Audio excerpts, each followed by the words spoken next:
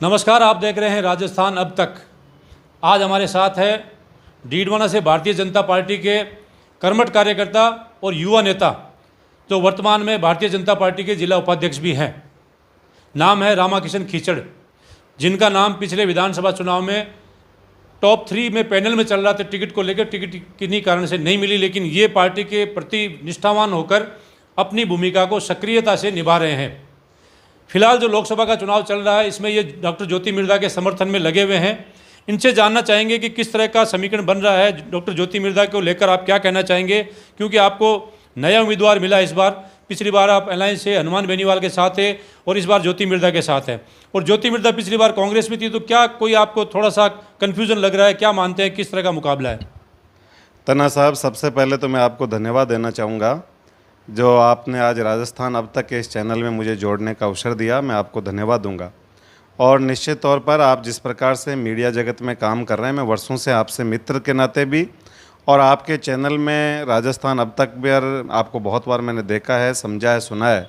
आप अच्छी पत्रकारिता करते हैं, इसके लिए मैं आपको बधाई देना चाहूँगा। आपने जैसा कि कहा कि इस चुनाव के अंदर नया उम्मीदवार है ज्योति मिर्धा जी।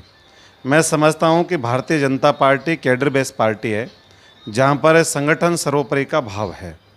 और मैं समझता हूँ कि पार्टी इस समय नरेंद्र मोदी जी के नाम और काम पर, इतना बड़ा नाम नरेंद्र मोदी जी का है, देश और दुनिया में आज उनकी लोकप्रियता चरम पर है।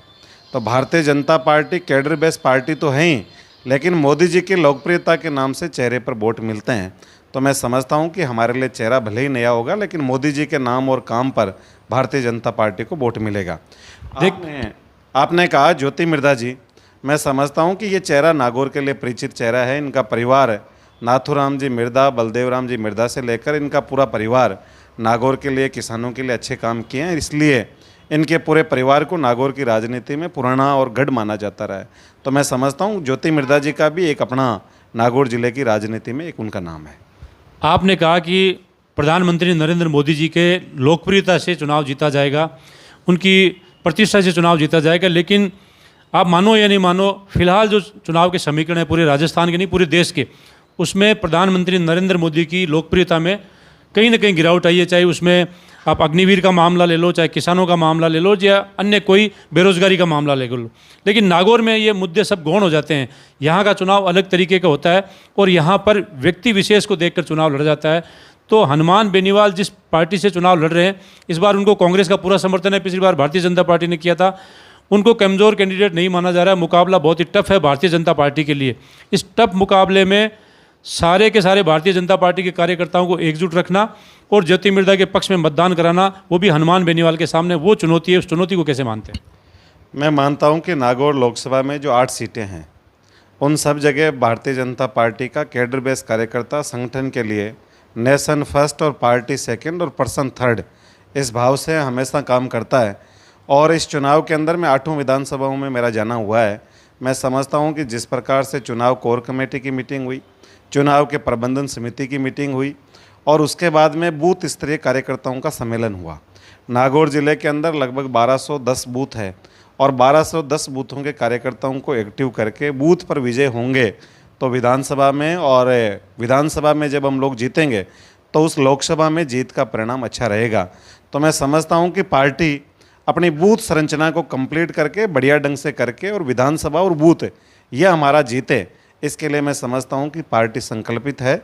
और पार्टी के सामने जो भी उम्मीदवार आए, चाहे गठबंधन का आए, चाहे कांग्रेस के कोई उम्मीदवार और गठबंधन के उम्मीदवार इस बार दोनों सामूहिक रूप से आएँ, तो भी मैं समझता हूं कि भारतीय जनता पार्टी 21 रहेगी और बड़ी जीत दर्ज भारतीय जनता पार्टी नागौर जिले के अंदर करेगी। लेकिन पूरे राजस्थान की बात करें, मिशन 25 लेकर चल रही है भारतीय जनता पार्टी और भारतीय जनता पार्टी के नेता और कार्यकर्ता। लेकिन सट्टा मार्केट भी, राजनीतिक जानकार भी ये सब मान रहे हैं कि इस बार मिशन 25 पूरा नहीं होगा। उसमें कौन सी सीट जीतेगी, कौन सी हारेगी, इस पर बात नहीं करेंगे। लेकिन निश्चित तौर पर यह माना जा रहा है कि इस बार मिशन 25 में कहीं ना कहीं रुकावट आएगी। आप क्या मानते हैं कि उस मिशन 25 में जो कमी आने वाली है, वो चूरू या नागौर में भी कहीं ना कहीं मुकाबला टफ लग रहा है? तो आपको क्या मानते हैं कि यहाँ से भी चुनाव हार सकती है भारतीय जनता पार्टी? तना साहब, प्रधानमंत्री मोदी जी ने नाम और काम की बदौलत देश में एक नारा दिया, अब की बार 400 पार, और राजस्थान में स्लोगन है कि तीसरी बार 25 पार। 2014 के चुनाव में भारतीय जनता पार्टी 25 की 25 सीटें जीती, तब भी बात चलती थी कि 1-2 सीट कम ज़्यादा हो सकती है। 2019 का लोकसभा का चुनाव हुआ, तब 24 जगह भारतीय जनता पार्टी लड़ी और 1 जगह नागौर के अंदर गठबंधन लड़ा। उस समय भी लोग बात करते थे कि 1-2 सीट लूज हो सकती है, लेकिन मोदी जी का करिश्माई नेतृत्व है, उनका काम, नाम, और राजस्थान में भजन लाल जी की सरकार बनने के बाद में जिस प्रकार से 50 दिनों में काम हुआ है, 50 दिन 100 दिन अभी कंप्लीट हो गए, तो 100 दिनों के अंदर जिस प्रकार से राजस्थान में भारतीय जनता पार्टी ने शासन किया है, मैं दावे के साथ में कह रहा हूं कि तीसरी बार राजस्थान में 25 की 25 सीटें भारतीय जनता पार्टी जीतेगी। आपने चूरू का कहा, मैं सतीश जी के साथ में उधर मेरा जाना हुआ था, पूनिया जी को उस क्लस्टर का इंचार्ज बनाया गया है। तो चूरू के अंदर जिस प्रकार नामांकन सभा हुई, मैं समझता हूं कि राजस्थान की सबसे बड़ी नामांकन सभा चूरू के अंदर हुई थी। तो भारतीय जनता पार्टी चूरू और नागौर के साथ में 25 की 25 सीटें जीतकर इतिहास रचेगी और तीसरी बार जीतेगी। आपने मुख्यमंत्री के 100 दिन के कार्यकाल को लेकर कहा कि बहुत ही सराहनीय कार्य रहा 100 दिन में, भजन लाल सरकार ने बहुत शानदार काम किया, लेकिन आप जिस समाज से आते हो उस समाज का बहुत बड़ा तबका इस बात को लेकर नाराज़ है कि 100 दिन में केवल एक जाति विशेष के लोगों को छांट कर ट्रांसफ़र लिस्टें बनाई गई है। उसमें चाहे चूरू हो, चाहे नागौर हो, चाहे अन्य हो, लोगों को उठा के फेंका गया। उसका परिणाम आने वाले चुनाव में आपका जो समाज है वो भारतीय जनता पार्टी को आईना दिखाने वाला है, ऐसी सूचनाएं मिल रही है। आप कह रहे हैं कि 100 दिन का शासनकाल सफल रहा है, और जो भजन लाल की सरकार है उसको ये कहा जाता है, इंगित किया जाता है, विपक्ष पूरा ये कहता है कि पर्ची की सरकार है, और डोटासरा तो हर सभा में ये कहते हैं। आप किस तरह से सफल मानते हैं इसका 100 दिन के कार्यकाल? देखिए, भजन लाल जी को मुख्यमंत्री के रूप में 100 दिन का समय पूरा हुआ, और जिस प्रकार से राजस्थान में पानी की किल्लत रहती है, किसान पानी के लिए खेती करना चाहता है लेकिन पानी उपलब्ध नहीं होता। आपने देखा कि ERCP जैसे प्रोजेक्ट जो वर्षों से अटके हुए थे, यमुना समझौता जो वर्षों से अटका हुआ था, उस समझौते को पूरा किया, और राजस्थान के बहुत सारे लगभग 20 से अधिक जिलों के अंदर पानी की सिंचाई के लिए पानी उपलब्ध करवाने का काम मुख्यमंत्री भजन लाल जी सरकार ने किया है। आपने देखा कि राजस्थान में एक बड़ा गुस्सा नौजवानों का था पेपर लीक को लेकर। कांग्रेस के समय सरकार वीक थी, पेपर लीक थे, लगभग 17 पेपर लगातार आउट हुए थे, और इन्होंने सरकार बनने के बाद में भजन लाल जी ने जिस प्रकार SIT का गठन किया, मैं समझता हूं कि नौजवान युवाओं के हित में बहुत बड़ा फैसला किया है। और अब जो भी पेपर होंगे निष्पक्ष होंगे। राजस्थान के नौजवान, जो किसान का बेटा, मैं समझता हूं तना साहब कि जहाँ किसान खेती करता है, मेहनत करता है, उसके मेहनत की गाड़ी कमाई से उसका बेटा पढ़ने के लिए जाता है, उसकी बेटी पढ़ने के लिए जाती है, और जब पेपर आउट होता है तो बहुत निराशा उस परिवार में होता है, तनावपूर्ण स्थितियां बनती है। और मैं समझता हूं कि किसान के हक में ये बहुत अच्छा फैसला है कि उनका बेटा निष्पक्ष ढंग से नौकरी लगे। इसके लिए अब पेपर आउट नहीं होंगे, और SIT बहुत बड़े लेवल पर अच्छे से काम करेगी। पीछे जो पेपर आउट के जो सरगना था, उनको भी बहुत लोगों को जेल में जाने के लिए पीछे डाला है, जेल की सलाखों में वो। तो आप मानिए कि नौजवानों के हक में बहुत अच्छा निर्णय होगा, और मैं इस विश्वास के साथ मैं कह सकता हूं कि राजस्थान की सरकार 100 दिन में जो एजेंडा पार्टी ने रखा था उसमें पूर्णतया सफल रही। चलो, आप राजनीति में, इसलिए आप पूरी चतुराई से जवाब देकर बचना चाहेंगे। अपन बात देश की भी नहीं करेंगे, प्रदेश की नहीं करेंगे, डीडवाना की राजनीति की बात करेंगे। आज जिस तरह से किसान विश्राम गृह में भारतीय जनता पार्टी का कार्यक्रम था, उसमें यहाँ के जो भाजपा के प्रत्याशी थे जितेंद्र सिंह जोधा नज़र नहीं आए। इसके अलावा कई जो संगठन से जुड़े नेता है वो नज़र नहीं आए। इस बात को लेकर एक चर्चा है, मीडिया में भी एक चर्चा है कि क्या भारतीय जनता पार्टी एक मंच पर है या नहीं? पूरी तरह से भारतीय जनता पार्टी एकजुट है, और नागौर में मिशन कमल डॉक्टर ज्योति मिर्धा जी जीते, इसके लिए पूरी पार्टी एकजुट है।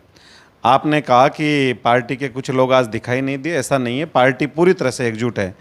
आज जयपुर के अंदर अमित शाह जी, आदरणीय गृह मंत्री जी, आज नागौर जिले की कोर कमेटी की मीटिंग ले रहे हैं। तो उस कोर कमेटी के अंदर जितेंद्र सिंह जी जोधा को भी वहाँ रहना था, उनको सूचना थी, लेकिन वो आज के उस कार्यक्रम में जयपुर होने के कारण नहीं आ पाए। और आज मैं समझता हूँ कि 250 लोगों ने, लगभग सरपंच, पूर्व सरपंच, पंचायत समिति सदस्य, जिला परिषद सदस्य, गाँव में जो नेतागण बढ़िया पेट रखते हैं, ऐसे लोगों ने आज भारतीय जनता पार्टी का समर्थन दिया है। सब लोगों का मकसद यह कि है कि राजस्थान में और केंद्र में जो मोदी जी की सरकार है उसमें हमारी भूमिका रहे, नागौर कहीं उसमें पीछे नहीं छूट जाए। इसके लिए आज सारे लोगों ने मन से डॉक्टर ज्योति मिर्धा जी का समर्थन किया है। मैं समझता हूँ खुले मन से, खुले दिल से जब परिवार बढ़ता है, कुनबा बढ़ता है, तो ताकत आती है। और अब भारतीय जनता पार्टी डीडवाना के अंदर विजयश्री हासिल करेगी। और 2014 के चुनाव में CR चौधरी जी यहाँ से लगभग 2850 वोटों से लीड में रहे थे। जब 2019 का चुनाव था, गठबंधन था, तब भारतीय जनता पार्टी का गठबंधन यहाँ से 8000 वोटों से आगे था। और मैं समझता हूँ इस बार भारतीय जनता पार्टी यहाँ से 20,000 वोटों से कम आगे रहेगी। आप क्योंकि राजनीति में है, राजनीति बात करके बात को घुमाना भी जानते हैं। आज यहाँ पर जितेंद्र सिंह जो था, चलो कोर कमेटी की मीटिंग में गए थे, लेकिन बाकी संगठन के नेता थे और नदारद थे, ये सत्य है। लेकिन जो मंच था आज का, जिसमें मेघराज सिंह को बुलाया गया था जो 35 कौम की बात करते हैं, वहाँ पर आशु सिंह सूरपुरा भी थे, और एक तरीके से यहाँ पर जो आज का मंच था उसमें भारतीय जनता पार्टी का एक तबका है वो दूसरे तबके से जो नाराज़गी रखता है, वो भी समीकरण देखने को मिला। इसका भी असर क्या नागौर में पड़ेगा? मुझे लगता है कि राष्ट्र के निर्माण में और किसी भी एक जाति से कुछ विशेष नहीं होता। 36 कौम से मिलकर पार्टी चलती है। लेकिन 35 कौम की बात करने वाले मंच पर थे। मुझे लगता है कि 36 कौम सारी एकजुट होकर जब कोई काम करती है तब सर्वश्रेष्ठ रहता है। और आज मंच पर जो लोग बैठे थे वो 36 कौम के लोग थे। उसमें जाट भी था, उसमें मुसलमान भी था, उसमें एसी का भी था, उसमें बनिया भी था, ब्राह्मण भी थे, खाती भी था, कुमार भी था, लुहार भी था, दर्जी भी था, नाई भी था। और भारतीय जनता पार्टी सबका साथ, सबका विकास, सबका विश्वास की बात करने वाली पार्टी है। मैं समझता हूं कि 36 कौम का समर्थन इस बार भारतीय जनता पार्टी के साथ है। चलो, ये थे डीडवाना के तेज तर्रार और युवा नेता रामाकिशन खीचड़, जिनका कहना है कि नागौर में ही नहीं, चूरू में ही नहीं, पूरे राजस्थान में मिशन 25 पूरा होगा और यहाँ से एक बार फिर कमल खिलेगा। देखते हैं कि आने वाली 19 तारीख को होने वाले मतदान में भारतीय जनता पार्टी कितनी सीटों पर विजयश्री प्राप्त करती है और नागौर सीट का परिणाम क्या आता है। सहयोगी रफ़ीक के साथ हनीफ खान, डीडवाना।